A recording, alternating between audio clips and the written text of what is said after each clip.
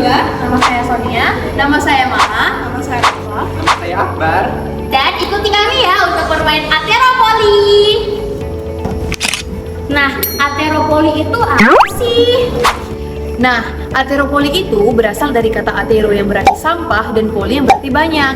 Nah, ateropoli sendiri adalah permainan modifikasi monopoli yang digunakan untuk mengedukasi anak usia sekolah dasar tentang pengelolaan sampah sebagai penyumbang perubahan iklim. Lalu tujuannya apa sih? Tujuan ateropoli sendiri adalah untuk mengedukasi anak usia sekolah dasar mengenai pengelolaan sampah di lingkungan sekitar mereka. Meliputi apa aja? 1. Pengelolaan sampah berdasarkan jenisnya.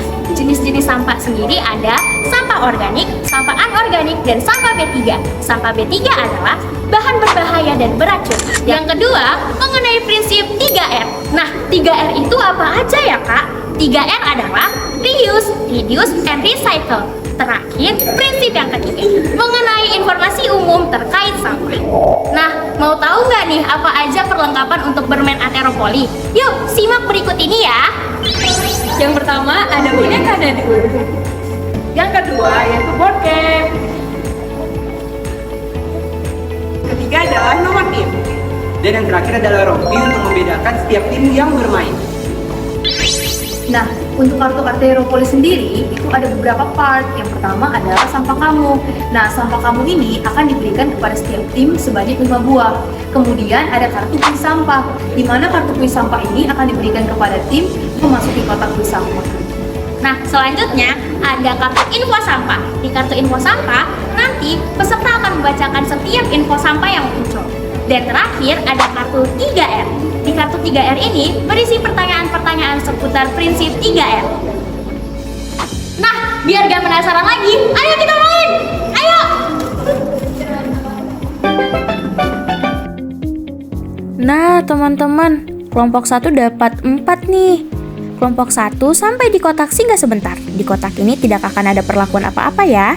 Selanjutnya, kelompok 2 mendapatkan angka 2 yang artinya mereka harus maju 2 langkah. Nah, kelompok 2 sampai di kotak tebak sampah. Nah, di tebak sampah ini, peserta akan memasukkan sampah ke kotak yang berada di sini. Nah, peserta akan diberikan 3 kartu.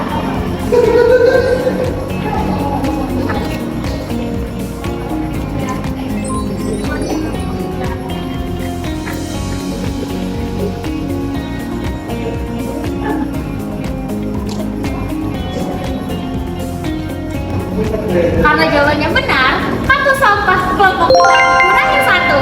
Yeay! Nah, selanjutnya kelompok 1 nih yang melempar teman-teman. Wah, kelompok 1 mendapatkan angka 1, yang artinya mereka masuk di kotak truk sampah. Pada kotak truk sampah, tim dapat bepergian ke kotak mana saja, seperti contohnya pada kotak keuntungan.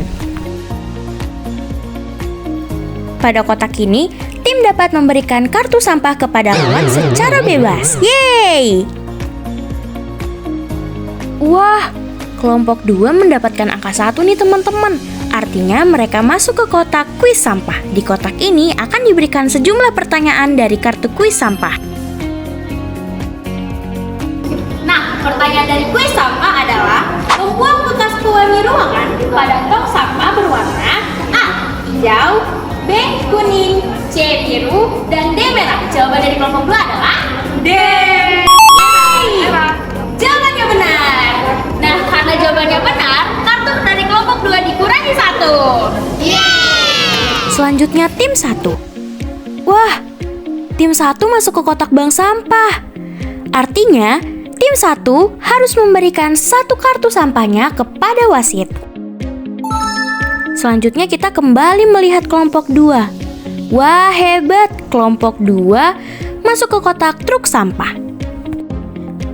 Ayo kita kembali melihat kelompok 1. Wah, kelompok 1 harus berjalan 5 langkah nih. Dan kelompok 1 masuk ke kotak kuis sampah.